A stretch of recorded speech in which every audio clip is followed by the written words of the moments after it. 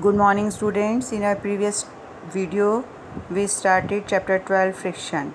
Now we will continue this chapter in this video.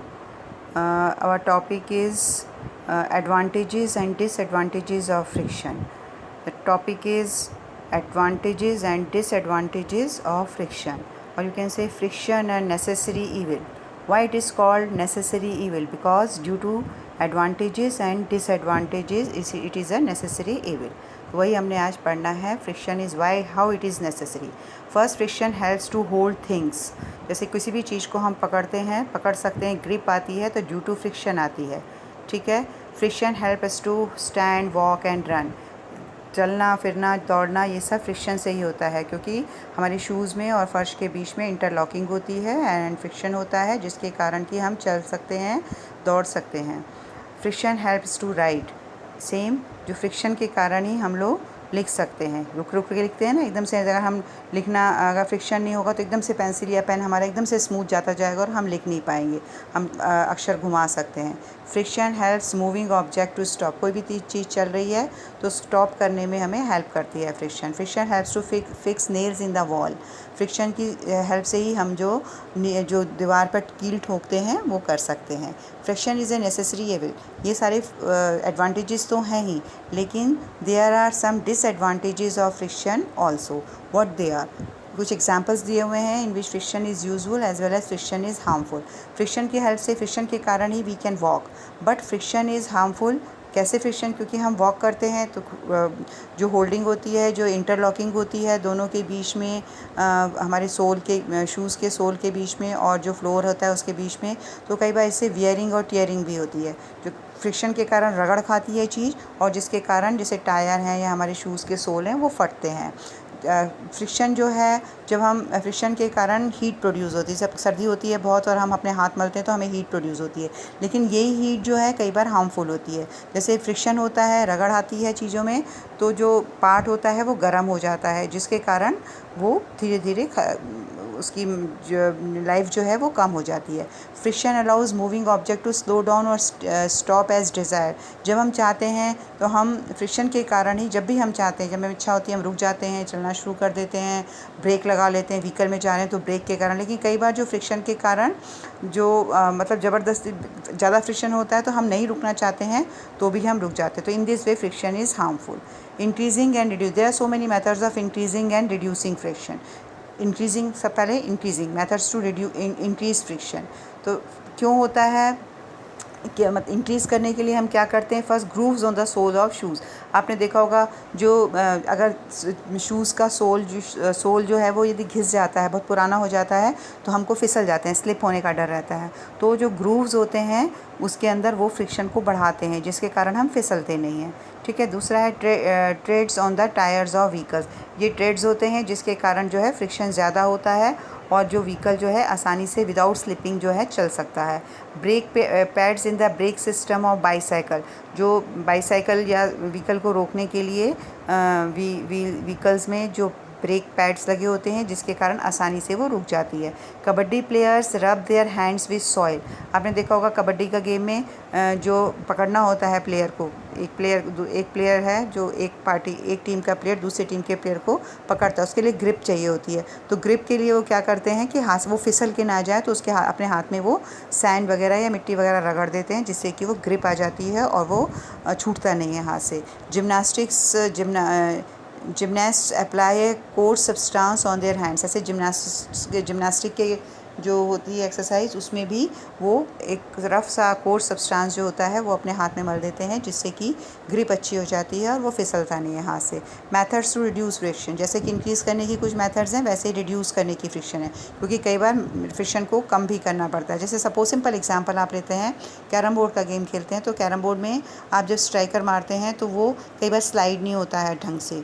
ठीक है. आप जितना भी फोर्स लगा लें वो थोड़े से दूर जाके रुक जाता है, तो आप क्या करते हैं, उसमें पाउडर डालते हैं. तो पाउडर डालने से क्या होता है, सरफेस जो होती है वो चिकनी हो जाती है, स्मूथ हो जाती है, जिससे क्या होता है फ्रिक्शन कम हो जाता है, वो आसानी से स्लिप हो जाता है। सेम कई बार मशीन्स वगैरह हैं या दरवाज़ा है आपका आवाज़ करने लगता है तो और थोड़ा सा दिक्कत से खुलता है, मुश्किल से खुलता है, तो क्या करते हैं उसमें ऑयलिंग और ग्रीसिंग डालते हैं। तो ये ऑयलिंग और ग्रीसिंग के कारण क्या होता है फ्रिक्शन रिड्यूस हो जाता है और वो अच्छी तरह से काम करता है। अप्लाइंग, ये बता दिया आपको, लुब्रिकेटिंग और greasing the moving parts of the machine. ऐसे कई बार मशीन्स जो होती हैं बहुत आवाज़ कर रही होती है, कोई भी मशीन है बहुत ज़्यादा यूज़ होती है, उसमें फ्रिक्शन होता है, रगड़ खाती है और वो धीरे धीरे ख़राब होने लगती है, तो उनमें धीरे धीरे ज़रूरी है ऑयलिंग करना। ठीक है, ऑयलिंग करने से क्या होता है कि उसमें फ्रिक्शन कम हो जाता है और वो बिना रगड़ के साथ अच्छी तरह से स्मूथली चलती है।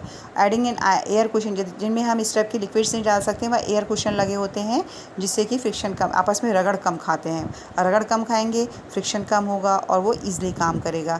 ऐसे ही व्हील्स लगे होते हैं। यूजिंग बॉल बियरिंग इन मशीन्स, मशीन्स में बॉल बियरिंग लगी होती है और जो जिसके कारण रोलिंग फ्रिक्शन होता है, और rolling friction is always less than that of sliding friction. Using wheels to move object, ऐसे ही स्लाइड है, यदि कोई बॉक्स को आप स्लाइड कर रहे हैं तो उसमें ज़्यादा फ्रिक्शन लगता है, जोर लगाना पड़ता है और वो डिस्टेंस भी कम कवर करता है, तो रोलर्स लगा देते हैं। तो रोलर्स लगाने से क्या होता है फ्रिक्शन कम हो जाता है और वो आसानी से रोल हो जाता है। What are lubricants and how do they help to reduce friction? Lubricants क्या होते हैं? कोई भी चिकनी चीज़ जो होती है, जैसे ऑयलिंग एंड ग्रीसिंग और इस टाइप के कुछ लुब्रिकेंट्स आते हैं, ऑयल आते हैं जो कि रिड्यूस करते हैं। उसको किस तरह से वर्क करते हैं, मतलब वो फ्रिक्शन को रिड्यूस करने के लिए यूज़ करते हैं।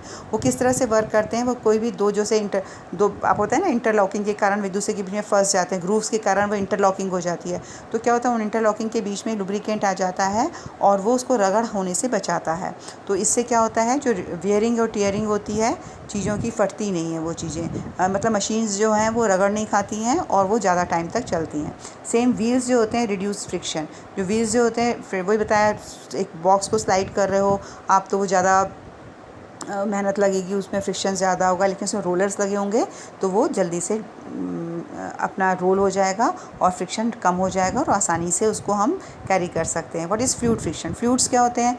फ्लूइड्स जो होते हैं, जो भी लिक्विड्स और गैस जो होती हैं, दे आर कॉल्ड फ्लूइड्स। और इनमें जो भी मूवमेंट होता है, मतलब फ्लूइड्स में, वाटर बॉडीज़ में या एयर में, जैसे एरोप्लेन चल रहा है, वाटर बॉडीज़ में बोट्स चल रही हैं या शिप्स चल रहे हैं, तो ये ड्यू टू फ्लूइड फ्रिक्शंस होते हैं। ठीक है, तो किस तरह से होता है fluid friction? Depends upon, fluid friction किस पर डिपेंड करता है, उसका क्या इफेक्ट होता है, ये हमने अब देखना है।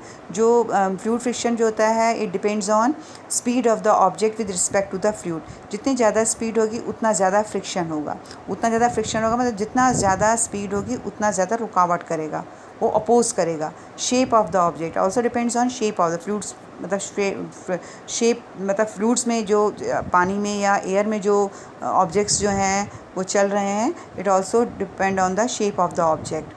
चलने का जो प्रोसीजर है, फ्रिक्शन है, वो किस पे डिपेंड कर रहा है? और शेप पे। तो आपने देखा होगा जो भी पानी में चलने वाली चीज़ें हैं, एयर में चलने वाली चीज़ें हैं, वो किस पे वो उनकी शेप से होती है, स्ट्रीमलाइन शेप होती है। स्ट्रीमलाइन शेप से होने से क्या होता है, वो आसानी से उड़ जाती है, आगे बढ़ जाती है। आपने तैरते हुए भी देखा होगा कि आप किस तरह से तैरते हो, ऐसे वी शेप सी बना लेते हो, उससे क्या होता है कि फ्रिक्शन रिड्यूस हो जाता है और आसानी से आगे बढ़ जाते हैं।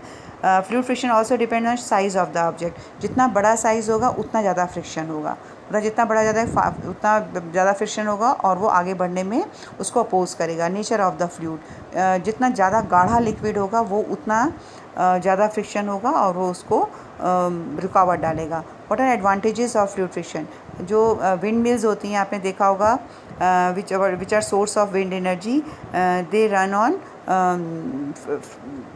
Principal of fluid friction. Same जो टरबाइन्स होती हैं, turbine also work in, turbines क्या होती है? Hydro electric power station plants होते हैं, they also work on fluid friction. ठीक है, और ऐसे ही जो होते हैं, जो आपकी जो friction of propeller blades with air propels a glider और स्मॉल एयरक्राफ्ट इन एयर। जो एरोप्लेन्स में प्रोपेलर ब्लेड्स होते हैं वो भी मतलब उसको आगे बढ़ने में हेल्प करते हैं। What is disadvantages of fluid friction? जो फ्लूइड फ्रिक्शन जो होते हैं, speed of the object reduces. जो फ्लूइड फ्रिक्शन के कारण क्या होता है, जो स्पीड होती है ऑब्जेक्ट की वो कम हो जाती है। साथ ही energy of the object is also loss. जितना ज़्यादा फ्लूइड फ्रिक्शन होगा उतनी ही एनर्जी भी कम हो जाती है। तो क्वेश्चन ये पूछा जाता है कि जो कार्स होती हैं और एरोप्लेन्स होते हैं या बर्ड्स होते हैं, उनकी स्ट्रीमलाइन शेप क्यों होती है? वो इसलिए होती है क्योंकि इट रिड्यूसेस द फ्रिक्शन, जो फ्रिक्शन को रिड्यूस करती है, जिसके कारण वो आसानी से तेज़ी से आगे बढ़ता है। तो जो भी कार्स वगैरह जो होती हैं, कार होती है, कार की शेप को भी स्ट्रीमलाइन बनाने की कोशिश की जाती है, क्योंकि वो रिड्यूस करती है फ्रिक्शन को, जिसके कारण कि वो तेज़ी से आगे बढ़ती है।